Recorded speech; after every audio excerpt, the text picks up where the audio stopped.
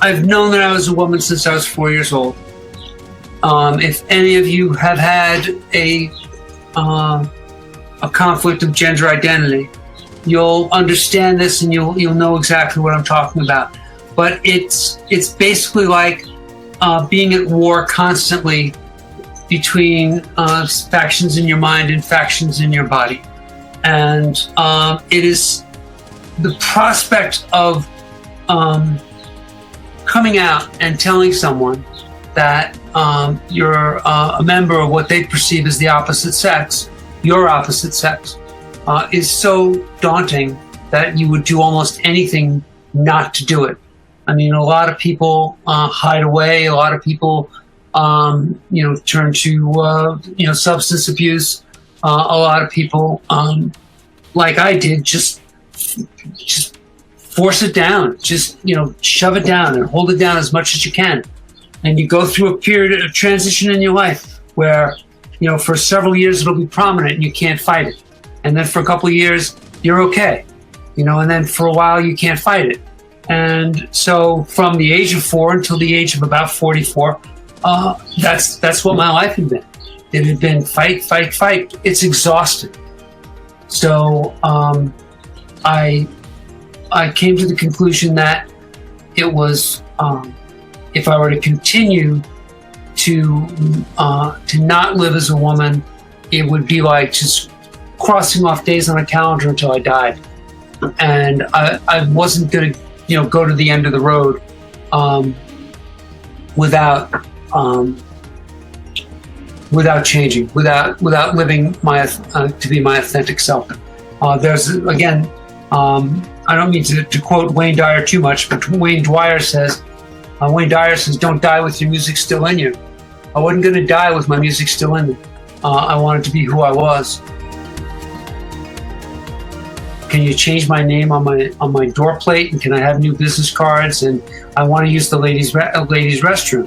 So I didn't have to do that, but I did have 150 clients. And ultimately, I realized that I had to tell those clients that I was transitioning. I was going to practice as a woman. I was going to be their lawyer still, and my name was going to be Jill.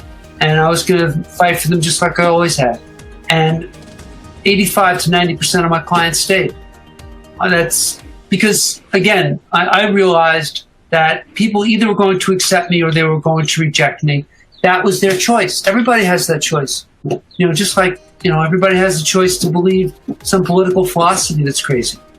But they had the choice, and I wasn't going to be dissuaded from my destiny because I feared what someone thought. And Judge Fry said, Jill, you have to get out of stealth mode. You have to be visible. You have to show people who we are. You have to be a judge. And I took that to heart. And instead of using being transgender as being a negative thing, I turned around being a positive thing.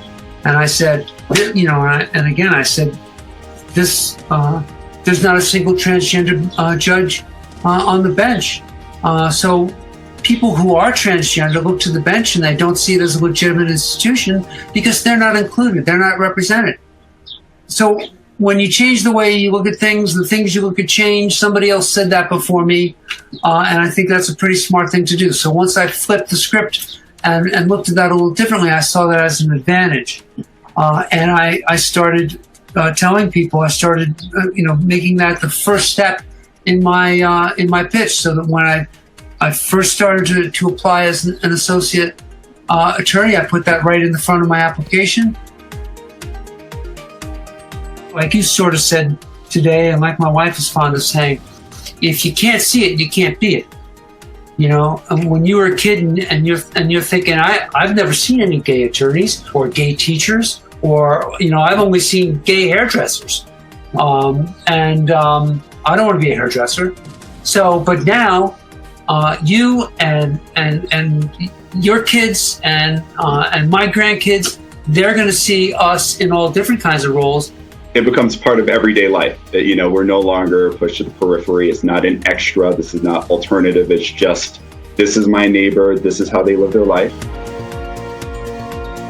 But many of us live in organization or work in organizations that may not have a member by minority group. They may not have a trans employee. It's a little bit harder to give visibility to some of these issues because we don't have a representative of that community in our workplace. How can we as LGBTQ professionals support trans rights and equality in the workplace? When you see a fire, put it out. You know, when you see something that needs to be lit, light it. That would be one thing I'd have to say. Let's say there's someone transitioning on the job where you work, and you hear somebody say, "Oh, I wonder if that thing is going to use the woman's bathroom." Well, stand up at the lunch table and say, "Don't talk like that. She's a person, you know, just like you. She has a mom just like you."